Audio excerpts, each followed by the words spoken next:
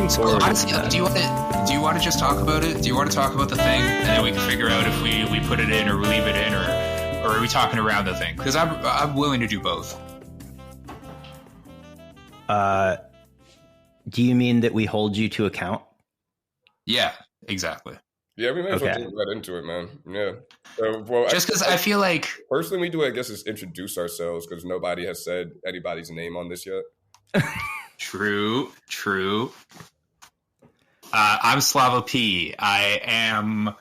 Actually, you know what I think would actually be really interesting? If we talk about when we started working for Vice and when we got fired, because that is how we all know each other. So I am Slava P. I started working for Vice in 2013, and I got fired in February 2016 when I was 25 years old. I am Drew Millard. I started working for Vice in October 2012, and I quit Vice in order to not get fired in February 2016 when I was 25 or 26. Yeah, I can't remember. I turned 34 tomorrow. I feel weird. Well, happy early birthday, first and foremost. Thank you. Yeah, this is the greatest gift I will be getting, is to reunite with you guys performatively on a video call. I'm Trey Smith. Freelancing since 2014. Hired full-time 2016. Fired November 2022. Or laid off. Hey, man. I guess there's a difference. What a fucking run, bro. Yeah. What a run. You were like, there's one person I know who is still there, but you lasted the longest, and you also did the most things there. Yeah, like only things I didn't do over there were probably like working in the IT department in the C-suite, but yeah. How much beer do you think you sold? Like, how much beer do you think you were personally responsible for selling? Significant amount. Did you do any SpawnCon?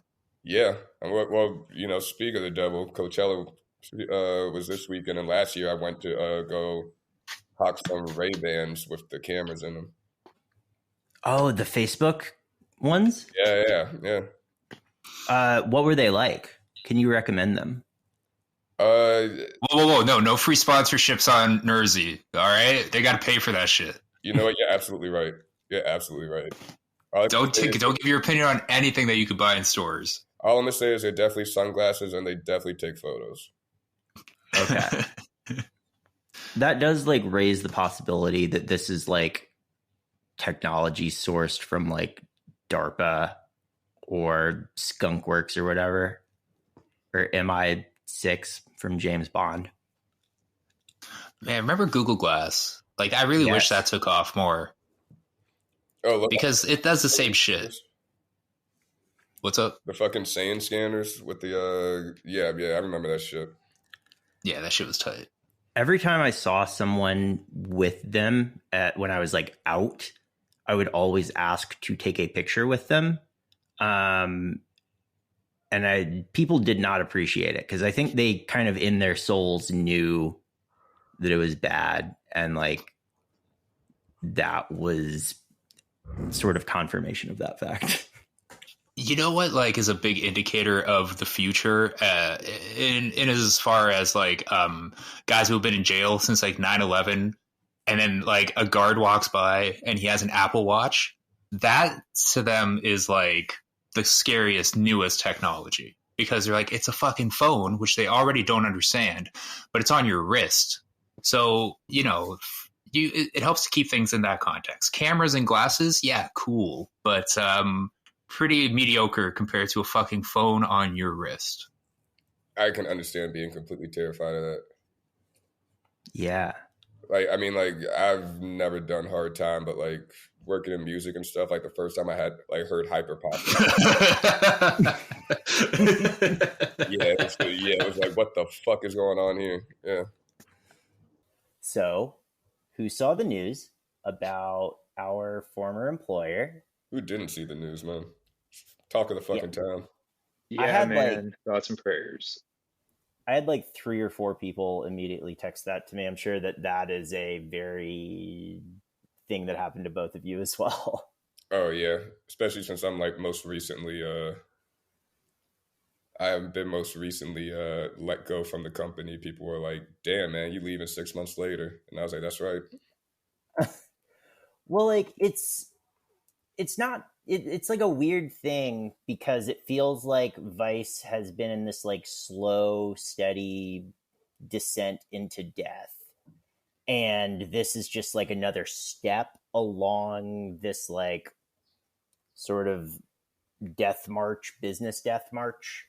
Because I think it's like by declaring bankruptcy, it's almost like they've been trying to find like a buyer. And it seems like by declaring bankruptcy, they've come up with another way to like ask someone to buy them by now like asking a court to like order them to be sold. It's kind of like Pepe Le Pew like in its persistence. It's well, I think a big thing is because I forget who reported it. It might have been like Business Insider or something, but yeah, man, like they owed the vendors like millions of dollars. Yeah, they stiffed the Yeah. people. I think that's like what it is. Like they don't want to have to pay that back while they're looking for a sale, so they're just kind of like Michael Scott, like I declared bankruptcy, and yeah. I mean, it doesn't like, help that they never really made money.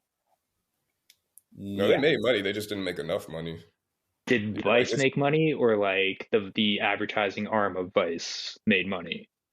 Because what was your budget? I remember specifically I had a $1,700 budget a month for Noisy Canada, and a lot of that came from like Budweiser. So once that sponsor left, or when we tried to like make the fucking TV channel, the budgets were not the same as they were. Yeah, it was. I don't remember what our budgets were off the top of my head, especially because like towards the end of it, I wasn't working like as closely with editorial and stuff. And like, yeah, also Noisy was just lumped in with a bunch of other stuff editorially for a while. Like, I don't know if you remember when they were like One Vice, and it was like, what is okay? And like One Vice basically meant like we spent way too much money with this TV channel, and now we have to make it up other places. Like the TV channel was their big bet, which like I don't know like why you start in a youth media company and you're like, we are where the forefront is, we are where our audience is, so we are going to start a cable channel that you can only buy on a premium package. And like, yeah. Wait, it wasn't. I thought it was H2. I feel like H2 was, if not basic cable, like basic direct TV or whatever. Look, man, it costs more than $5 for streaming. That sounds pretty premium to me. Yeah, in Canada where they piloted it, it was a feature. It was an add-on feature for Fido Mobile at first, with the intention of it being a dedicated channel run through Rogers, which doesn't say much because we have like 5 sports channels, one of which just has like Timber Sports on 24 hours, right? Like there's a lot of real estate in Canadian cable land. I mean, there's a lot. But yeah, of real stupid estate. idea. It's a fucking TV channel, and you're supposed to be for the youth. Trey's absolutely right. It's stupid. The company was stupid. Nobody did anything right. Yeah, it hired some cool people, but other than that, maybe it really didn't deserve to have a future. I mean, I think the issue is like the people that I worked with, which includes both of y'all, were like fantastic and great. But yeah, like I have friends from Vice who I'm still super close with, and I think that's a testament to, I don't know, something. Maybe the fact to the that people. The fact that like it was a social company, that like what Vice was what WeWork sold itself as trying to be. Oh wow. That's a take. Yeah, I like it. Yeah, that is a hot take. Yeah, Noisy still But alive. But you're absolutely right. Like, what do you get out of it? You get the people, you get the friends, you get the social life, right? Like, 20 years from now, everybody's going to lie to their kids about having worked at Vice. I mean, I think that Vice kind of went wrong because they had the idea to like have other companies pay them to do stuff, and it worked pretty well. It worked well enough to convince like, VC people or like Disney or ultimately private equity people. But they eventually hit this point where they had taken on so much money and then ultimately so much debt where, one, they were like, oh, we don't need to get Intel to start the music website anymore. And they just also, it was like a hole, and it was like a game of like pass the bag. And as long as you're not holding the bag, you don't have to look inside the bag and see that there's no money in the bag. Yeah, and they started getting obsessed with traffic. Like, that was really where it started falling off, because originally they're fucking like skateboard punk magazine that sells cool pictures, and then they get addicted to traffic, and then they hook up with Facebook and they get even more traffic, and then they're like, oh well, that's what success looks like, we need more traffic. And that's why they get obsessed with, oh, we need Beyonce on Noisy. Yeah. It's like, yeah, ID got Rihanna. Why can't Noisy get Rihanna? And it's like, because ID is like a world-renowned fashion magazine and this, that, and the other. And like, Noisy was doing pretty well for itself at one point, but like Rihanna wasn't the reason people came to Noisy, Like we kind of prided ourselves on being there first. And once like, Rihanna's doing stadium tours and shit, that's not us being there first. Yeah. Yeah. Wow, they got Rihanna? I tried to like... Oh, there was a whole Rihanna party for ID back when we still had that villain space. What? RIP to that too. It's squash courts now, which is just kind of a great metaphor for Williamsburg, but at least it's not pickleball. Oh! Honestly, I would not be surprised if they're playing that shit in there too.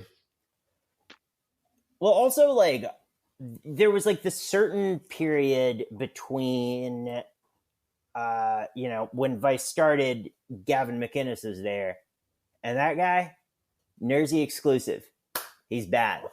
And they like kicked him out, and then there was this period when they like weren't really trying to get traffic. They were just trying to do fun stuff. And that was like the good period, but that's also completely unsustainable. That's also the period when people were making like 25 grand a year though. So 32. Exactly. Okay. Yeah. I started at 24. I worked my way up to 28. So, once you start paying people like above the poverty line, like that's when you really got to like tighten your belt, organizationally. Drew, can you tell the taxi chit story? What's up? One of y'all has... Trey, you go. Oh no, I was just saying like, but to Drew's point, it's like you either pay people above the poverty line and you got to like tighten up the belt, or you just don't take $100 million out in stock options, so that your employees who are making all the shit that's making you rich can keep making the stuff and also eat. I don't know. Yeah. I said, I'm not a big MBA business brain or whatever. So. Well, all right. Well, I have an idea for a foolproof business, and all you need is a passport.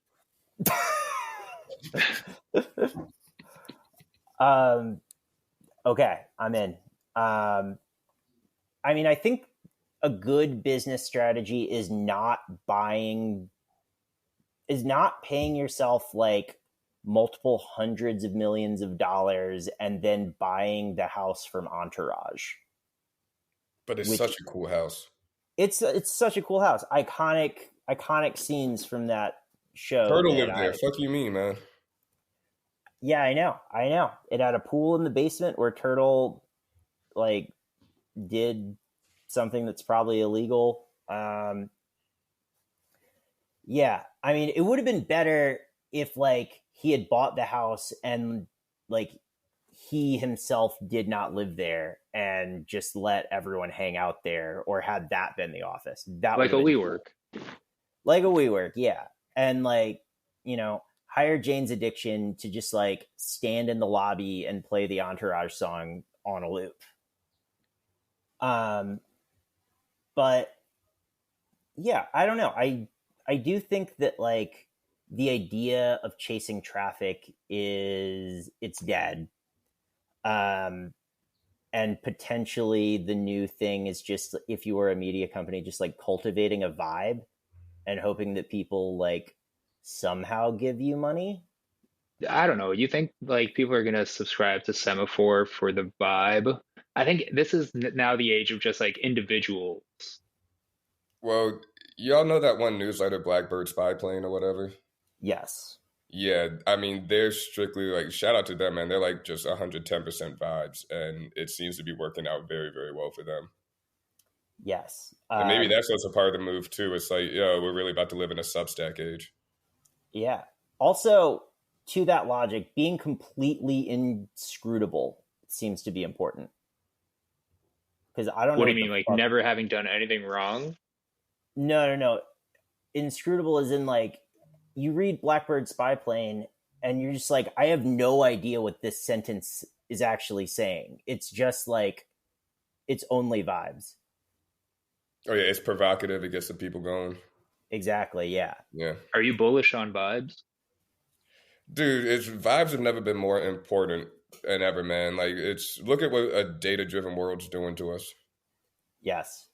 I believe we're actually in a new astrological era where things are like less logical.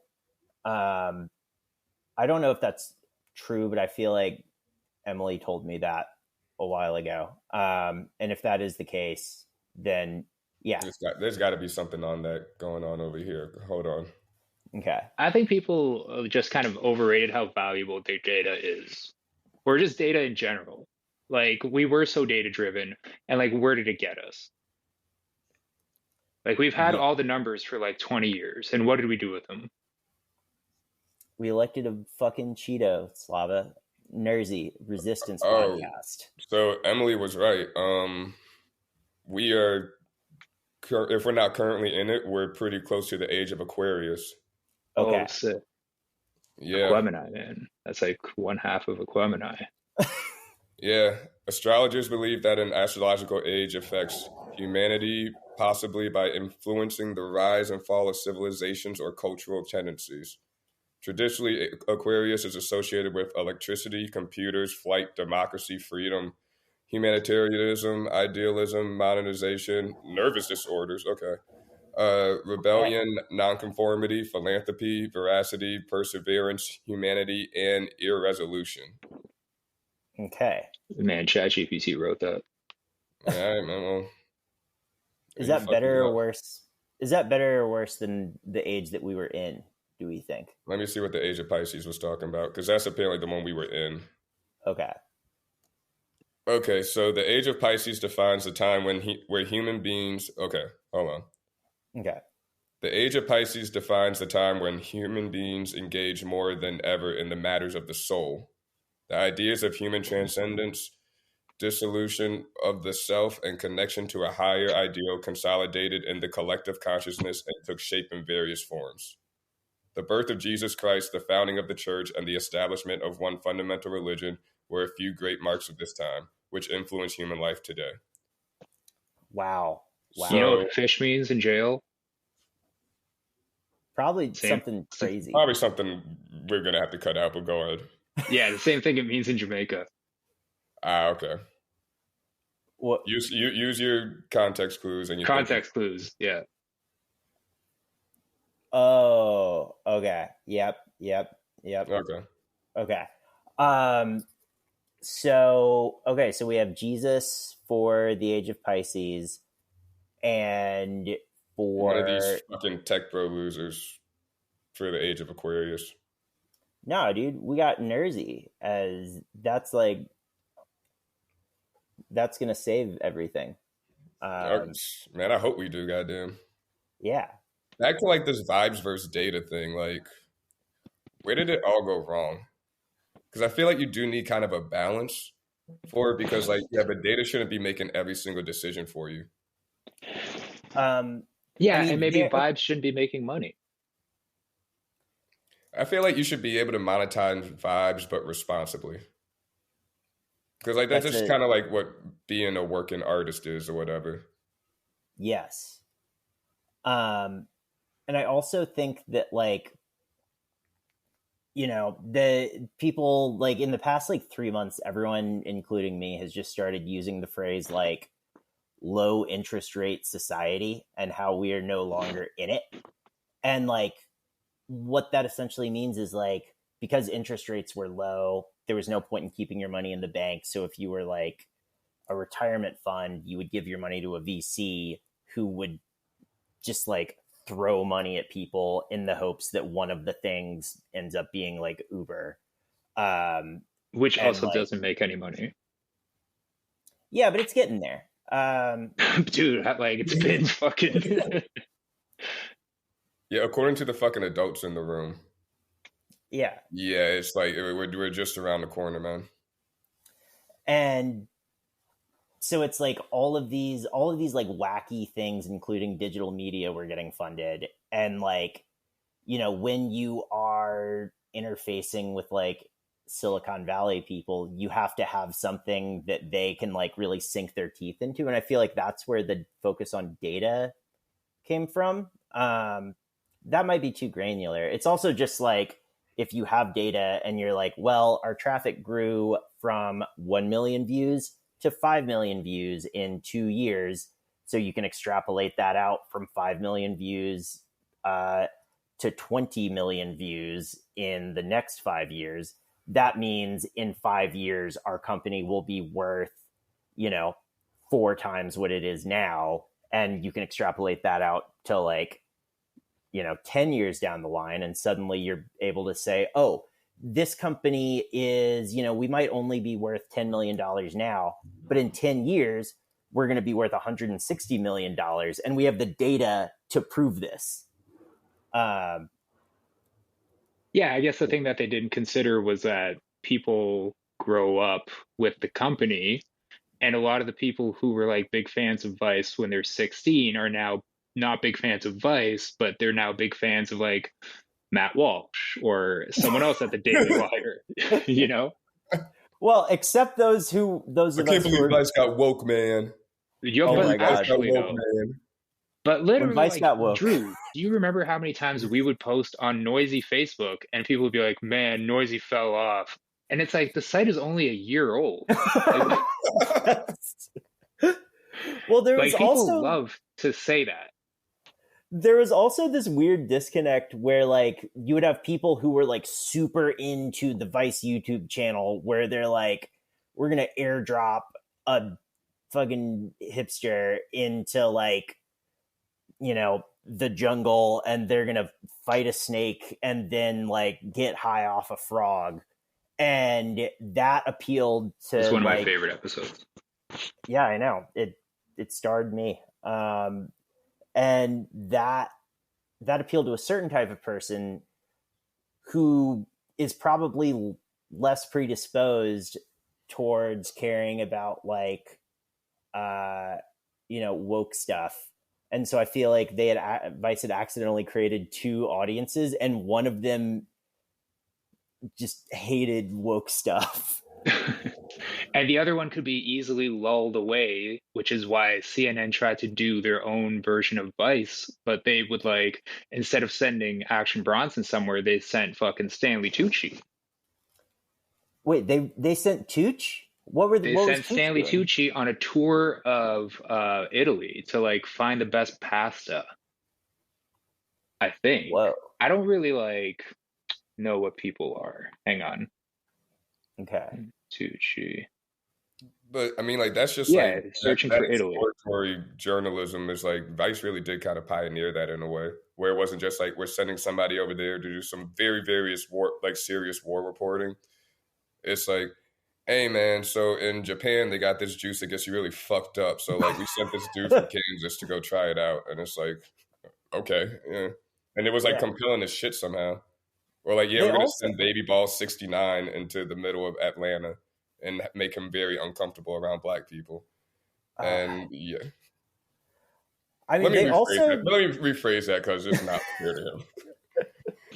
we're gonna send him to Atlanta or Chicago and have him around like trappers and fucking street dudes and stuff. Which, from I don't know about his past, but I don't think that's where he's from. But like, yeah, I was actually the backup, like break glass in case of emergency, noisy Atlanta host. And there was like a week where like I thought that I was gonna have to go do it because the other guy like had a prior commitment, and I was like, all right, cool. I've never been on a camera before. I've been told I blink too much.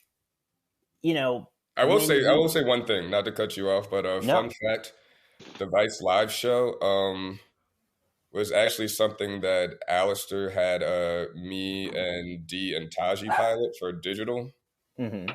And then next thing you know, it's a TV show with like nobody who works at Vice. Of course. Yeah. Ezra Koenig playing piano in the lobby, etc. Yeah, well that was like literally my first week at Vice when we were supposed to be covering GovBall and shit. Oh yeah. Yeah, and then like the last day rained out. So we had to do like that weird live stream in the lobby. Oh, yeah, that's what and that was. yeah, and Dan Meyer was like, "Who the fuck is that playing the piano?" And everybody's like, "Dude, that's Ezra Koenig." He's like, "Ezra Koenig, shut the fuck up." Dan had like a legendary moment that weekend, right? Like he was on camera with like a comedian, and some comedian like kept being Oh like, no, it was a dude who was like a producer at Vice at the time, okay. and he was like putting a condom on a microphone, and Dan was just like. Yeah, the screenshot of that was so fucking funny. I can hear like when I see that screenshot, I can hear it. Yeah, Dan, legendary individual. It was just like they really just like put a lot of fucking. I mean, she like Nancy came from a TV background, so she was like, I can make TV work, and it's like I think taking like a well-established TV brand and trying to create a new one are like definitely different things. Yeah, it's like just because you're like a good point guard doesn't mean like you're gonna be a good post player. You know, they're not like really like necessarily interchangeable. And like yeah, and like AMC also had a pre-existing sense of scale where, you know, people knew what AMC was. And so if they were like, hey, we've got this show about people driving trucks across the ice, it's called Ice Road Truckers, you know, you at least like know that it's on AMC or whatever the fuck it was on. Yeah, it was what's y'all's like TV company up there, Rogers or whatever? Or? Rogers, yeah, exactly. So it was a pilot project for Rogers, and it just never took off. But yeah, I mean, RIP though. But you know what's really funny is the former Vice Canada office is now the TikTok office, and there was just like a chunk of the TikTok office where the Vice team works out of. But that's like, it's a metaphor. How much of a better metaphor do you need? The pivot to video is so complete. Yeah. They just have some sign they have some neon sign in the background of better days. What kind of losers do that, bro? Wow. Man. So like Vice works out of the TikTok office? Yeah, so TikTok came and took Vice's office, and now Vice works out of the TikTok office. Wow. That's in Canada. That's so sick. Like, yeah. It's like, yeah, you're trying to figure out what the algorithm's doing, man. All you got to do is, like, spy on somebody. Yeah. Give a whole conference room so you could, like, listen to the other one. Yeah. It's so weird because TikTok was, like, not a huge... It was, like, coming up when I was going in. But then I didn't think it would become, like, the most dominant platform in the world. Yeah, I mean, like, you know, it's China. You know? What does that mean, Trey? It means they're putting government money behind it, man. According to, you know, Joe Biden and Donald Trump and all of them, like, this is a tool of war or whatever. Of course, they're going to put a lot of money towards making sure it works. Should we ban TikTok? No, I don't care. Yeah, absolutely. We should ban more things. Okay, listen, here's my idea. Every country gets its own TikTok. And you can't look at anything in any other country's TikTok. And every country has its own social media platform that does like everything. But that's the thing, And man. it was All like those Asian payments and countries shit. have like the best TikTok like cultures and stuff, man. Like there's this one dude who I don't know if there's something going on in him or what, but he does these cooking TikToks where he just takes like handfuls of things and throws them in the pan and all, and he makes this huge fucking mess. He cooks all his food over like an old oil barrel that he lights on fire. Like, and I don't think Americans would have had that idea. Every time I see like an English speaking cooking TikTok, they're like fucking the food or whatever. But that's fine. Some things should just be a mystery to us. Like, you shouldn't have to know about that guy. You know, if you want to know about that guy, you should get on a plane and travel. That's the only way you should be able to experience other countries' TikToks is by going there. But yeah, it seems like the like quote unquote cool things now are like agencies. Like there's the agency, no agency, and then like I don't know. I feel like convincing companies to just pay you to tell them what is cool is like the new thing, or maybe that's always been a thing. Yeah, it's called consulting. Yeah, that's what Vice was, right? Or they would do like campaigns with people. Yeah, like Vice reported on what was cool. Like it showed you what was cool going on. Like consultancy is just kind of like, yo, you should make this yellow. Give me 30 grand. Yeah, I'm like really trying to get into that. I have a friend who does it, and he can just tell people whatever, and they're just like, damn. But he was like telling me stuff to do with my book, and like I every time I was like, holy shit, yeah, okay. He didn't say make it yellow, but he did say that I had to make a hat that says golf's favorite on it. Because apparently, that's good. That's good. Yeah. Because apparently that's the cool hat now, is God's favorite. Mm-hmm. Yeah, Trey, what are the cool hats in New York City now? Well, summertime's coming out, so we're going to see some buckets. Okay. Like the furry Kangol, I don't know if they're on their way out or whatever, but that was a pretty popular hat for a while. Mm. Especially like the bigger the better. Okay, that makes sense. Don't know if it counts, but like the luxury do-rags have been holding strong for a few years. Okay. What else? Let me just look out my window real quick at what's a cool hat. Do you guys think it would be weird if I like started wearing a weave? Yeah, it would be a little weird. Yeah. But like, what if I got a head tattoo? That would be cool. Yeah. Decisions. Hank Hill does that in a King of the Hill episode. Did you get a head tattoo? Is that what you're asking? I haven't seen the back of your head in several years. No, if I were to get a head tattoo, it would be of hair. Well, you know, but I just want to know why I can't wear weave. Well, weave like kind of requires you to already have hair. Like what you're thinking of is a wig. Yeah, like a Marge Simpson style weave. Why do you keep calling it weave? Because you weave your fingers through it. Oh, I see. I actually a wig is like a prop, you know, like a Marie Antoinette wig. Nah, a wig is like they have the have you not seen the replacement hair things where like you go to the barber and it costs a few grand and they just like slap some glue on your head and there's like a cap they pull over it and let it sit and then they still shape it up according to what your head's hairline looks like it should be. How long does it last? Well, it costs like $5 to $10 grand or some shit, so it hopefully lasts a while. But this is also something reported on by Vice News. R.I.P. Damn. Well, Vice News is still around. I mean, it's all operating in very limited capacity. But well, that's my question. Is like, what IP do they have to sell once they put everything up for auction? Well, I mean, like I think Munchies is still a very, very strong brand. Mm-hmm. Yeah, Noisy. Somebody can do something cool with Noisy. Motherboard, they just kind of like sucked into Vice News. Waypoint's going out, and like I think Waypoint was like a very, very unique type of video game vertical where like it was political but in the right way and stuff. Like Waypoint was very, very well thought out. I thought was one of the best run verticals there. Like that's the thing. It's not about these things stop being cool.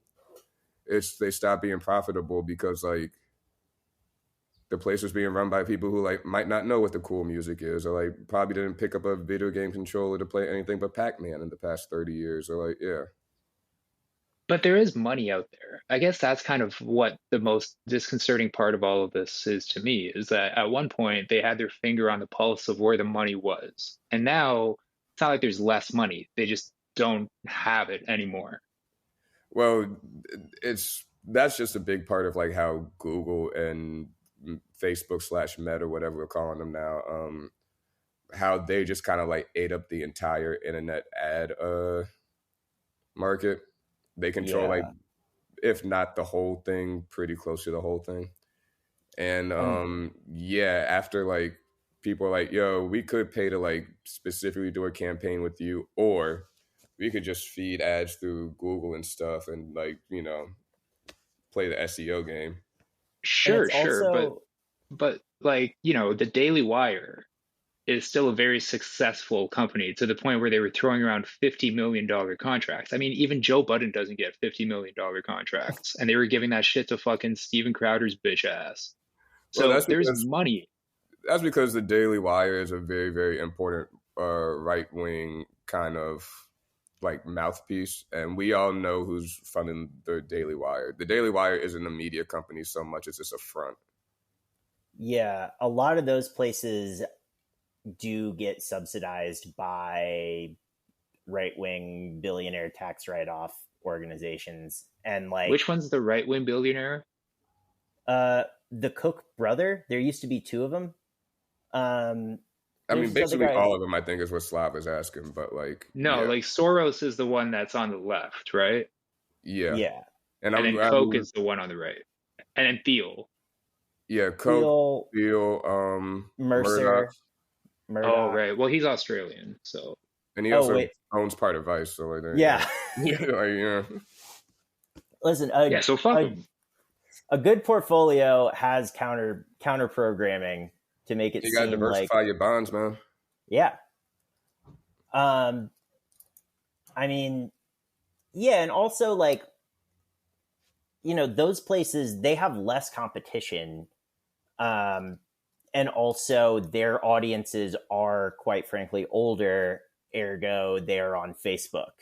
And they are also very willing to buy fear-based products. Well, that's my other question, is who even advertises anymore? It's online gambling websites and dick pills.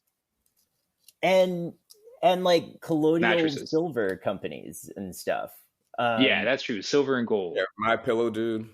My Pillow, yeah. My Pillow is the biggest advertiser on Fox News. Okay, but let's not act like every other leftist podcast isn't sponsored by a mattress company. Yes. Well, I think that you have like ads that focus on, or you have advertisers focusing on like sort of demographics. Like if you're a mattress company, you do want to reach someone who has a podcast because they have, you know, they clearly have time, which sort of implies disposable income, which implies they need a fucking mattress. But yeah, it's all bad. None of us are ever going to get jobs again, except for Slava, who has a cool job. Yeah, dude. I mean, listen, anybody can really be a welder. It's not super difficult. I think the problem is just like, I don't know. You think that because you had this like job, you have to like have another job that is similar to the job you had.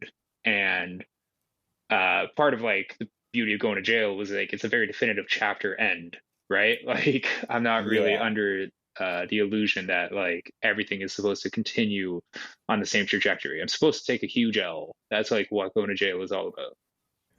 I'm not gonna lie, I have brought up like the New York like work program website, and they got some cool shit going on.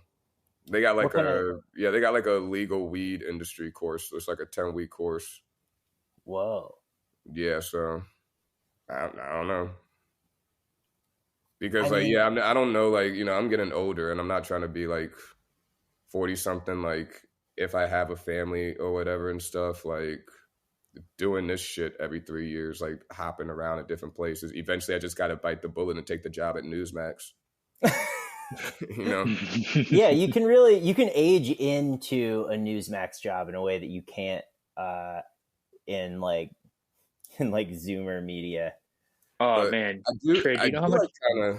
I do kind of wonder, like, with all these new, like, the OANs and the Newsmaxes and stuff, and like these new, like, right-wing media places popping up that are kind of like what Vice and BuzzFeed were supposed to be on that side. Like, when does this start happening in the right-wing media? I mean, I genuinely think they have a comparative advantage because the audience is older and they get their news from Facebook and they also get their news from the TV. And the product that David Roth made a joke about this recently in a piece he wrote about Tucker Carlson, but like the fundamental message of those networks is you should stay inside and keep watching the TV because it's fucking terrifying out there. Yeah, but what I'm saying is I wonder, like, because we have, about like 6, 7, 8 of those right now? Yeah. What happens when it's like 36, 37, 38? Because you only got 24 hours in a day. Then we will be truly free. All right. Yeah.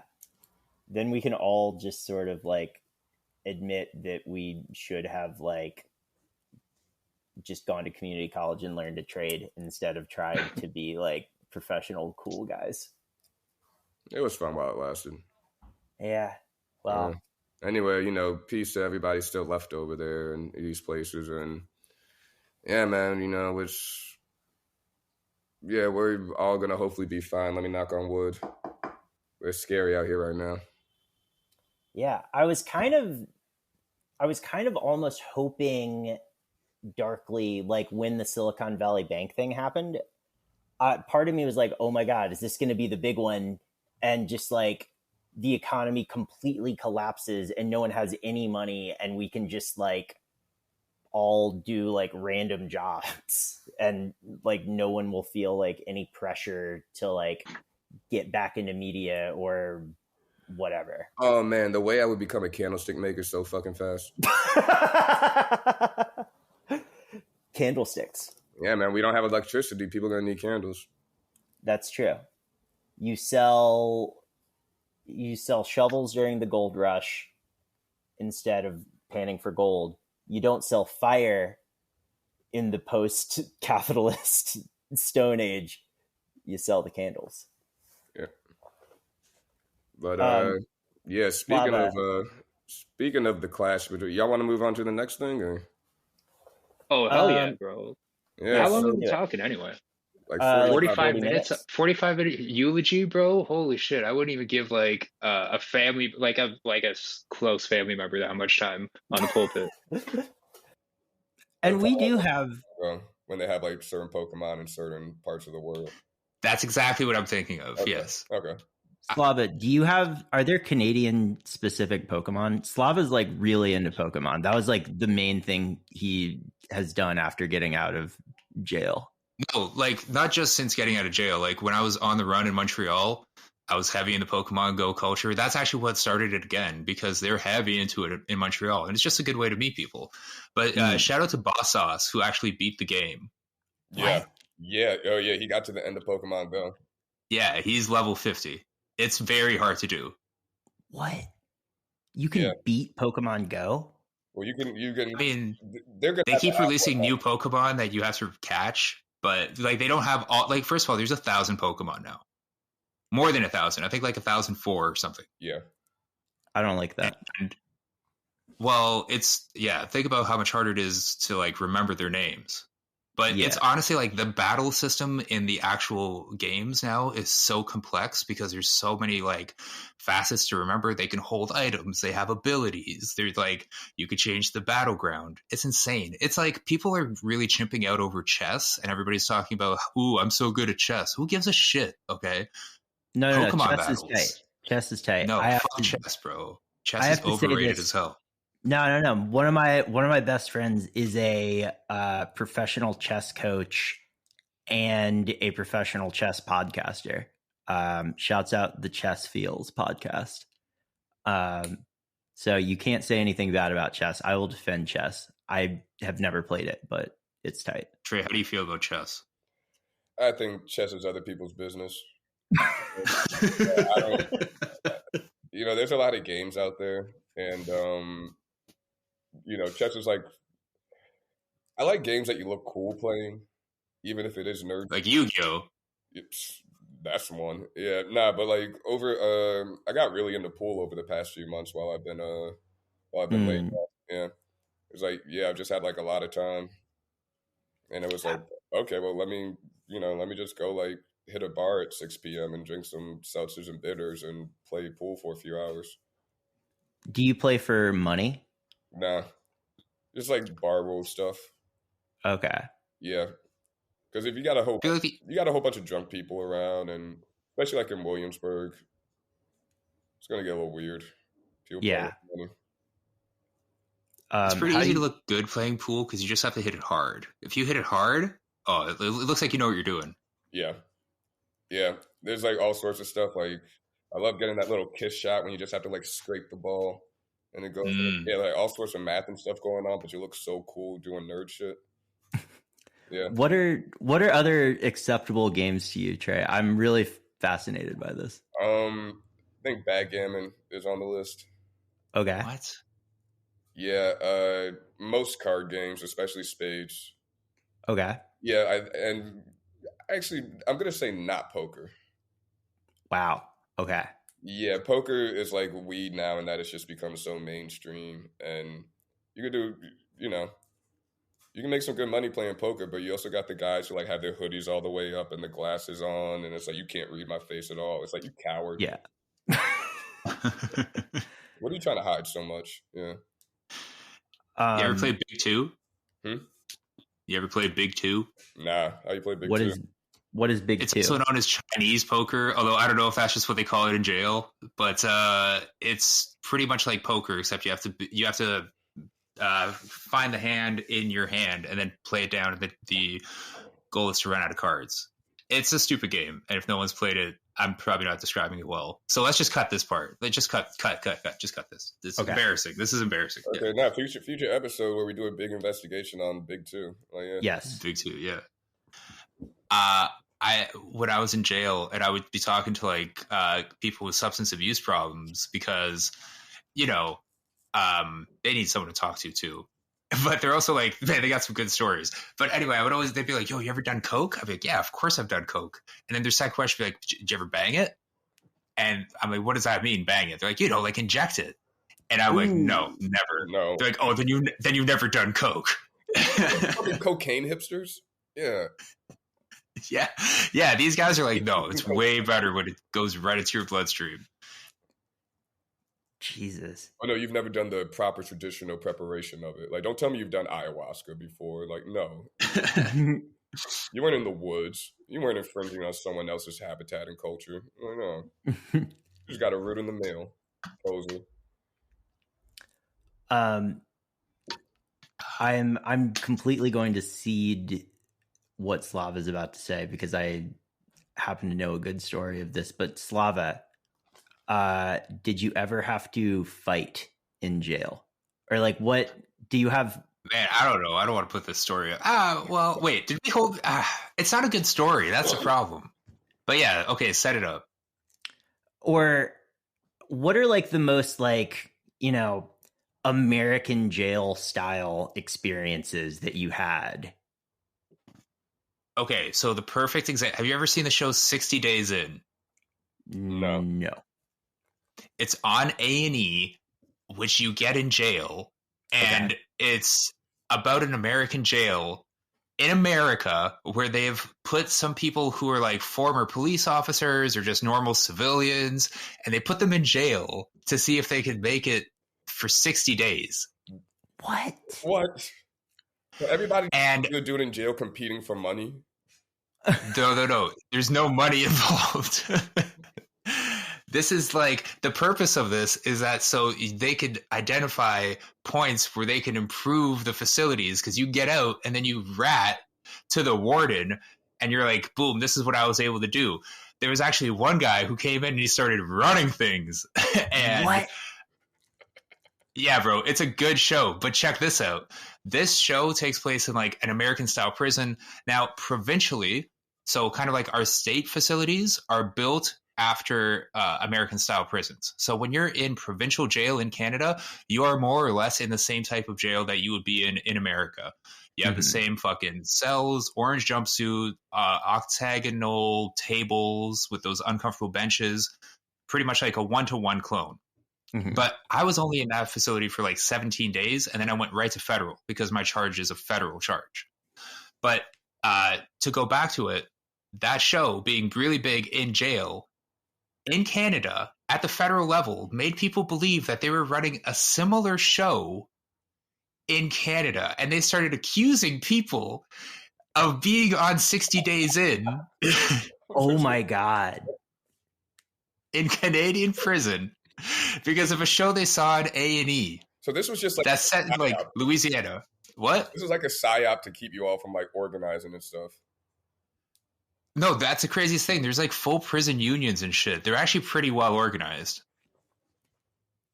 But that's like the thing is like you get paid in jail, but part of it goes towards the union. And like the union pays for cable. That's why you have such a good cable package. The union fought for that shit.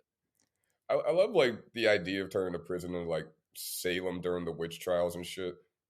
Yeah. You know, well, he's a witch. He's a witch. Like, yeah. You know how you keep that from happening is something called the paperwork party. Okay. And there's actually a Babyface Ray song called Paperwork Party. It has Jack Harlow on it, but just like fight through it.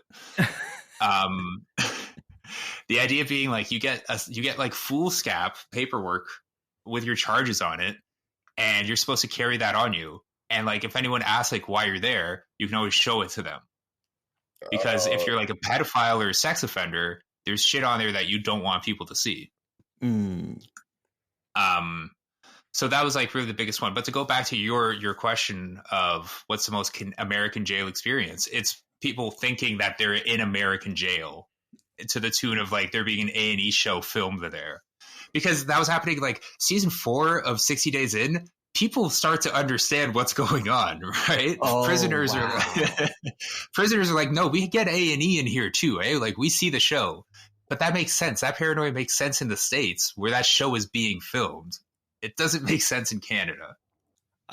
Wait, Trey, how did you in New York deal with COVID? Because like, it seems like all of my New York friends were just like, whatever. I was pretty good about it. And then the summer came and it was like, oh wait, we could like go outside and like socially distance with people. And like, that's when the city kind of got out of hand. But at the same time, it was like the people who left it was like, oh, these were most of the bad vibes in this city.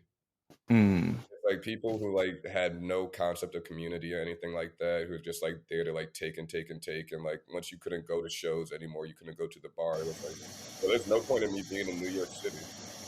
Yeah, and it's like, nah, I mean, like if you have family and friends who need help. It also feels what?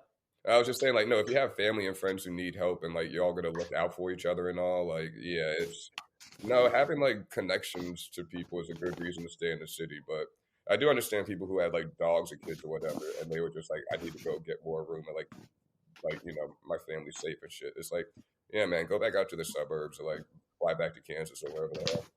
But yeah, I was just going to the bar and like doing a pickup order every Saturday, loading up, and going home and watching a wild amount of TV. And at the time, the place I stayed had a roof deck, so that's yeah, that's big. I feel like pans 7 p.m. every day. Banging pots and pans to support the essential workers. Yeah, and it was like at some point everybody just stopped. I think everybody, I think like people legit thought that this was going to be like a month and a half tops. Everybody's just got to stay inside and it'll go away. Stay inside. So I remember that time. Like it almost felt like, oh great, we the millennial generation, we finally have like our thing. Like it's like we're London when it's getting bombed by the Nazis, and like it'll last a summer, and then we get to win and feel like really proud of ourselves. And that's just not how that worked. Nope. I was in fucking the grocery store like Barry Sanders with my cart, man, avoiding people. Doing spin moves and shit. And then I was just like, oh, we're just going to have to live with this for the rest of our lives. Sick. Oh, this mutates? Oh, even cooler, man. Yep. Yeah. The new variation is apparently called FU, which we should cut because that's something that a lot of people have said. Slava, I know, so we'll get that little sticker on our podcast being like, find out the facts about COVID-19. Put the fucking Twitter disclaimer. Yeah. Oh, if we get community noted, that'll be huge. What was COVID in jail like, Slava? It was weird because it like started happening in the outside world, and it didn't really hit jail until about May or June, by which point it had already like shut down. I think Italy shut down in like, honestly, do you know when we knew COVID was bad in jail? When they canceled the NBA. Oh yeah. We're like, oh, this is a real thing. Like, look how seriously they're taking it. So the other thing about jail is a lot of people, like, they don't like to follow the rules. So they're like, I'm not wearing no fucking mask, okay? Like, you can't make me wear a mask. You can't do anything about it. And, like, for no reason other than the fact that they were told a mask. What, did you think they, like, read Joe Rogan articles or whatever? No, they just instinctively were like, no, absolutely not. But you know what? There's a lot of people that had really good opinions on the virus, despite not having done any research. So it was a really cool thing to experience. Another cool thing to experience in jail was actually the death of Kobe, because everybody who's like super hard all the time was like visibly upset. Like a cousin. Yeah, we were talking about y'all know about this Ed Sheeran Marvin Gaye thing, like talking about old people coming in and like still surviving over the new era. Is this kind of like what happened with Robin Thicke? It's exactly like what happened with Robin Thicke, man. Marvin Gaye's estate loves playing some fucking copyright troll shit. Didn't they sell the like actual catalog to like a holding company or a private equity company, and they treat it as like an asset? Yeah, pretty much. Yeah, there's a million ways to make money. There's a Ed Sheeran song, which what's the name of this song again? Thinking Out Loud, Ed Sheeran's 2014 hit, is being accused by the custodians of the Marvin Gaye discography of illegally sampling "Let's Get It On." Okay. And there's definitely an argument to be made, but at the same time, it's like, we're not inventing new chords. Yeah, we're not inventing new like notes and stuff for instruments. Like, these things are going to overlap at some point and all. Like, it's been like, what, 50 years almost? Well, like, I mean, here's the thing, and I want to know what Drew thinks, but like, isn't this the entire point of the blockchain, is that everybody can own everything, and that every time it's used, you receive proper credit financially or whatever have you? So in this Web3 utopia, this Marvin Gaye rhythm would be stored on the blockchain, and if Ed Sheeran were to use it, it would be able to be traced back to the proper owner. So that's what they say, it should be, but in a lot of cases, actually in every case, rather, it's more just like, if you buy my thing, it's like a handshake agreement that you have the rights to it. Because everything is like, most NFTs are just hosted on AWS, like Amazon Web Servers. Like it's not a decentralized thing. Oh God, here we fucking go. Yep. Nersy. It's a Web3 podcast now. We should fund this with Nersy Coin. Yep. No, that Nersy Kern. that ship has sailed, man. You're not allowed to make fake money anymore. Buddy, you know how much fake coin I just bought? Oh, goddamn. Yeah. What'd you say, Trey? I still got a profit on Doge. I bought a bunch of that shit when it was at like a penny. Oh, nice. Yeah. And I'm losing money on everything else except my traditional stocks.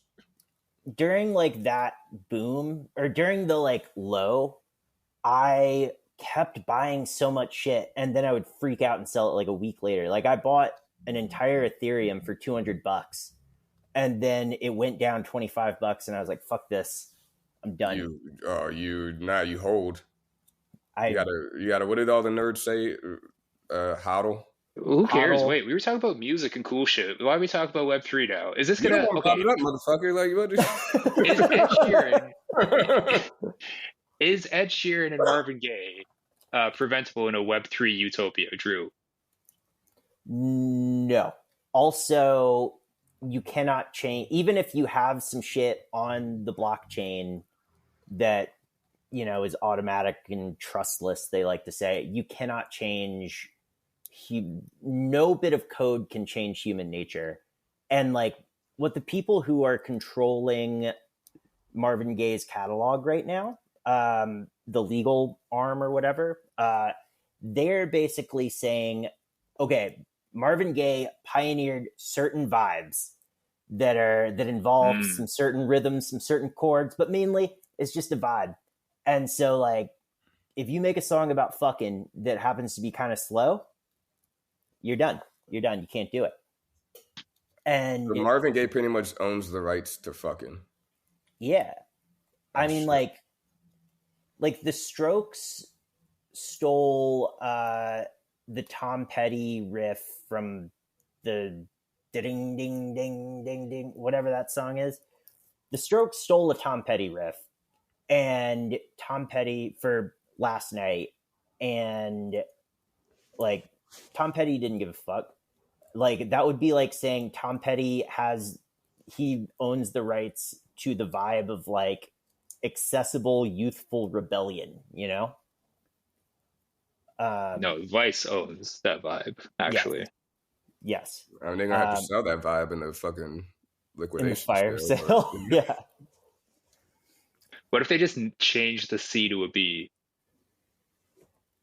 I think that ship sailed because it wouldn't be accurate anymore.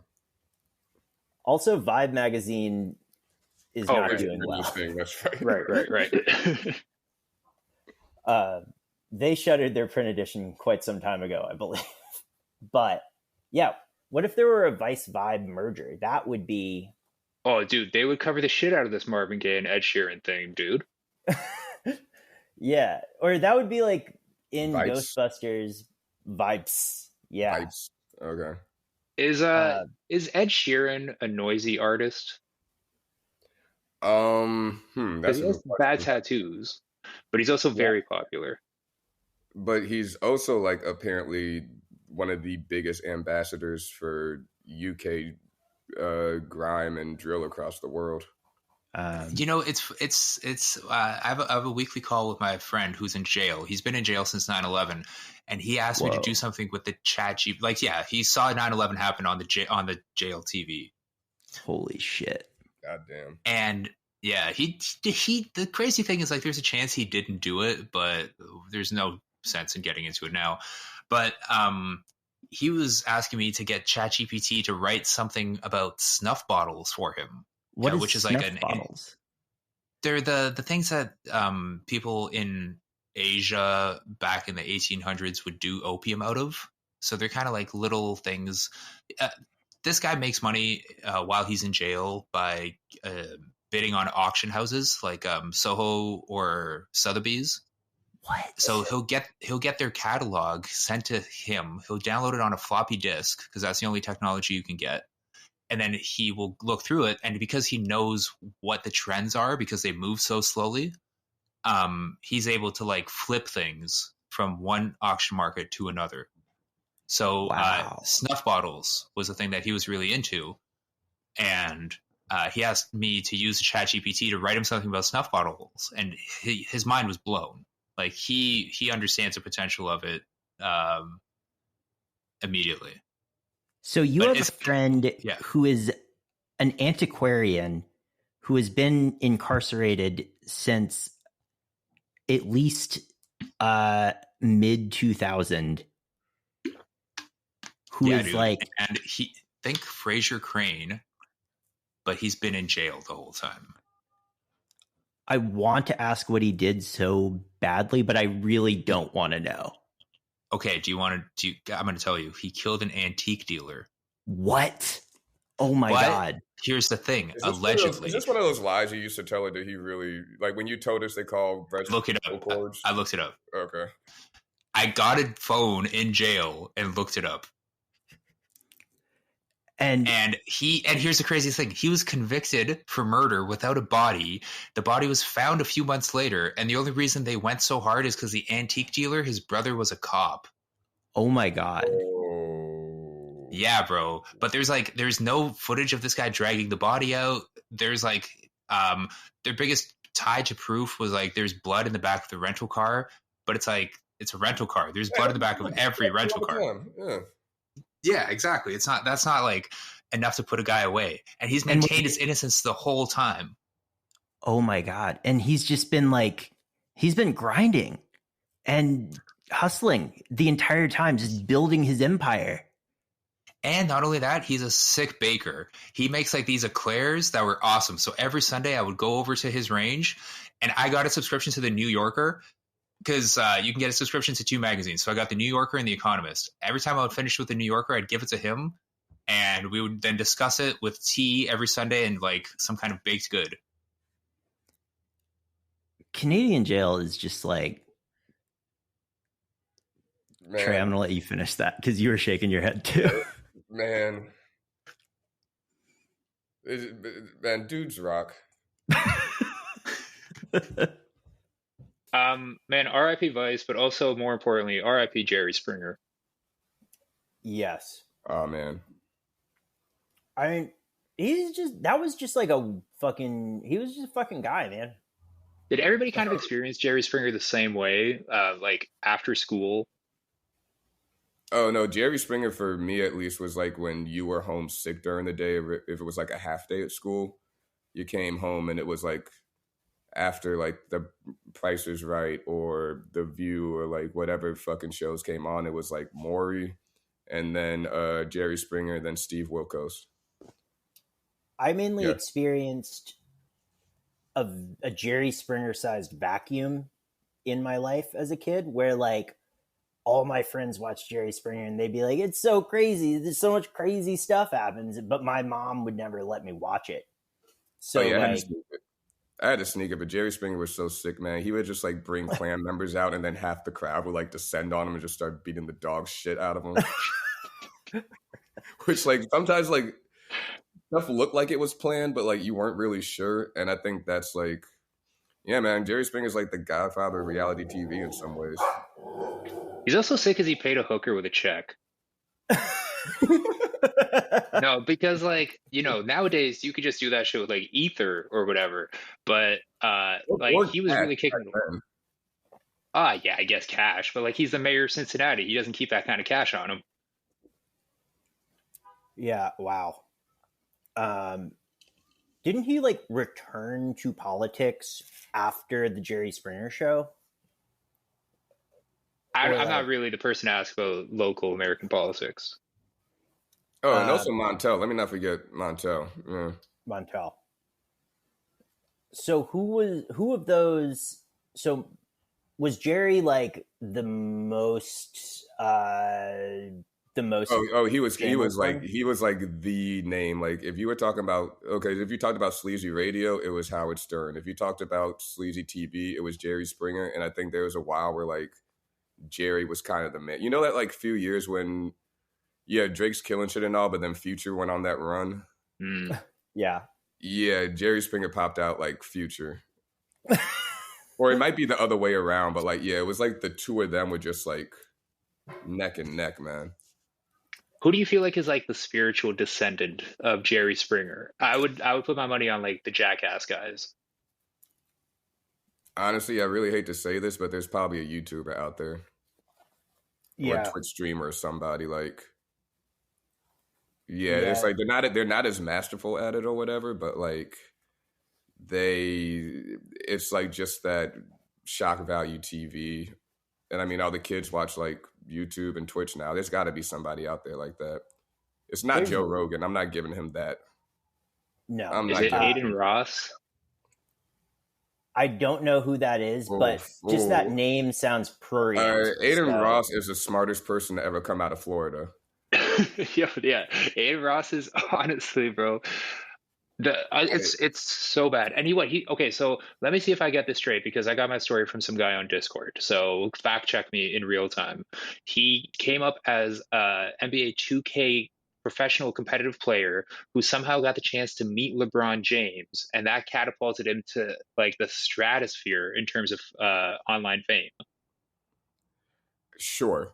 I don't know shit about this kid except that he can't read, and he is in love with Andrew Tate. Like that's the thing, man. At least Jerry looked like he could go out and like, command a room, because he just has that kind of gravitas and that kind of like, holds himself a certain way. Like, it's kind of like Aiden Ross walks out there and he's like just a real attention seeker. Yeah, that's true. It always came to Jerry. He never had to seek it out. Yeah. Remember that episode of I guess you guys wouldn't remember this, but there was an episode with the Wayans brothers of Jerry Springer. What? No way. Yeah. Where like they were accusing each other of like wanting the same girl or whatever. Okay, wait, so it was like scripted? Oh, this was pretty clearly scripted. Like Pops was in the audience yelling at both of them. Like, this was obviously. He actually had a show up until a couple of years ago called Judge Jerry, where he adjudicated disputes. Well, like Steve Harvey. Oh yeah, he did do that, didn't he? Yeah. Yeah, and now it's like Judge Steve Harvey or whatever. What? They replaced him with Steve Harvey? Look, Steve Harvey has a show where he hears cases and he just makes that face all the time that he does with like like when someone gives a stupid answer on Family Feud. Yeah. Hardest working man in showbiz, man. Did you see him with a beard? Who, Jerry? No, Steve Harvey. Oh yeah, I saw that shit. He looks fucking good, bro. Yeah, it's I'm really surprised at what his glow up's been like over the past few years, like, because his suits used to just be like whatever, and like now the suits went from like being marginally better to it's like, oh, we got goddamn Met Gala going on over here. Yeah, you can't even insult Drake's dad by saying he dresses like Steve Harvey anymore. That's like a compliment. Yeah, that's a compliment, yeah. I've completely stopped. I've forgotten that Steve Harvey was like a cultural figure, and so this is all very shocking to me right now. His adopted daughter is very famous. Well, that's the other thing. He has it's like that's Steve Harvey's daughter. Who's she his daughter? Have a mustache. Yeah. It looks nothing like him. Imagine Lori Harvey with just like a big ass Mario and Luigi mustache. Steve Harvey speaks with the Italian accent for an entirety of his daughter is Lori Harvey, who has dated and left a number of prominent fucking athletes and actors and artists just heartbroken. She dated Future for a while. he mentioned her on the song after they broke up. Fucking, I don't know if you know who Memphis Depay is, but he Dutch soccer player. Okay. She had Memphis Depay walking around in a leather jacket with like her face airbrushed on the back of it. Oh my God. Yeah. Michael B. Jordan was out here buying her stocks and shit for Christmas. And like when they broke up, his friends like took him to a basketball game or something. They put him on the Jumbotron. And I've never seen anyone like fighting back tears harder. Oh my God. Yeah. She's with what's his name from Snowfall now? Damon Idris. Yeah. So this is just a woman who is like... She's just Hollywood's it girl pretty much. I need her. Wow.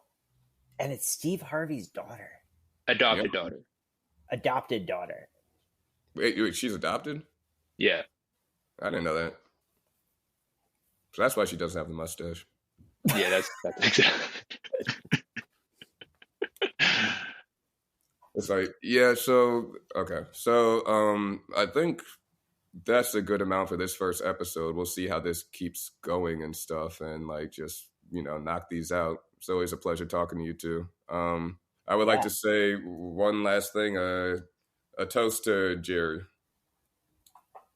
To A Jerry. toast to Jerry. All right. I'm not actually going to drink this because this is like 2 days old coffee that I'm holding, but. Okay. Well, cheers to Jerry. Cheers to you all listening for this long. And, yeah. Cheers see to you Vice, guys next time. Huh? Cheers to Vice, or? Yeah, cheers to Vice. Well, I'll pour out a marginal amount out for Vice. More for Jerry. Gave me, more for Jerry. But no, the Vice thing really is sad, man. It gave me some good years of my life. And then just kicked me to the curb, but whatever. Yeah. But then it gave the world Nersey. And everybody who listens to Nersey loves it. So you're welcome. A phoenix always gonna rise from the ashes, goddamn. True. All right. Later, y'all. All right. Bye, guys. Till next time.